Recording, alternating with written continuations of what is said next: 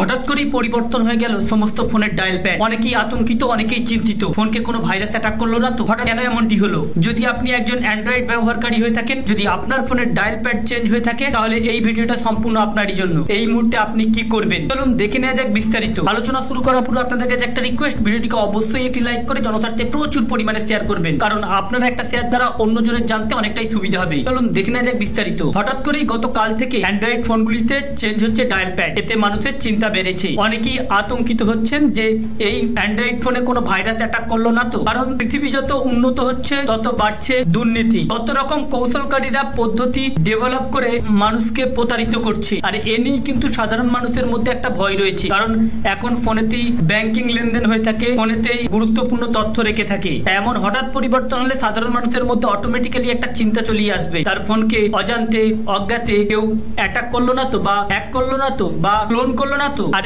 এই dial pad পরিবর্তন হতেই এমন চিন্তা বেড়েছে সাধারণ মানুষের মধ্যেই। তবে এই ডায়াল প্যাডটি, নতুন যে ডায়াল প্যাড এসেছে সেখানে এই রূপটি দেখাচ্ছে। এখানে দেখুন পূর্বের তুলনায় সম্পূর্ণ পরিবর্তন হয়েছে। এই মুহূর্তে আপনি কি করবেন? এখানে বলা হচ্ছে অনেক সময় অ্যান্ড্রয়েড স্মার্টফোন ব্যবহারকারী হঠাৎই তাদের ফোনের প্যাড বা কালার স্ক্রিন বদলে যেতে দেখছে গত দুদিন ধরে। পরিচিত সবুজ রঙের ডায়াল প্যাডের জায়গায় গুগল ফোন বা অ্যাপের নতুন একটি ইন্টারফেস চলে আসছে, তাতে বিভ্রান্ত হচ্ছে অনেকেই আবার সমস্যা বোধ করছেন। এই পরিবর্তনটি আসলে কোনো ত্রুটির কারণ নয়, বা এই পরিবর্তন যদি আপনার হয়ে থাকে আতঙ্কিত হবার কোনো দরকারই নেই। এটা কোনো ভাইরাস অ্যাটাক করেনি। এটি মূলত গুগল তাদের ডিফল্ট ফোন যে অ্যাপ্লিকেশন রয়েছে, আপনার যে ফোন অ্যাপ্লিকেশনটি রয়েছে সেটি গুগল অটোমেটিক্যালি বা স্বয়ংক্রিয়ভাবে আপডেট করেছে, যার ফলে নতুন এই ইন্টারফেস দেখাচ্ছে। যদি এই আপডেটটিতে আপনার অসুবিধা হয়ে থাকে, তাহলে কিন্তু আপনি নিজে থেকেই আবার পূর্বের অবস্থায় ফিরে যেতে পারেন, অর্থাৎ আগে যে ডায়াল প্যাড ছিল সেই ডায়াল প্যাডটি করতে পারেন। এর জন্য সবার প্রথমে আপনাকে আপনার গুগল যে ফোন রয়েছে বা ফোনের যে লোগোটি রয়েছে ওই ফোনের চাপ দিয়ে থাকতে হবে,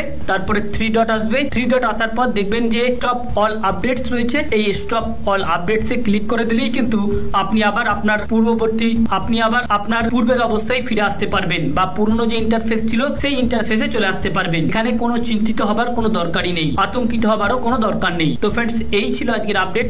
আমাদের উদ্দেশ্য ছিল কেবলমাত্র এই আপডেটটি আপনাদের সামনে উপস্থাপন করা, যাতে আপনাদের জানতে সুবিধা হয়ে থাকে। ভালো লেগে থাকলে ভিডিওটিকে অবশ্যই লাইক করে জনস্বার্থে শেয়ার করবেন। Thank you friends, thank you for watching.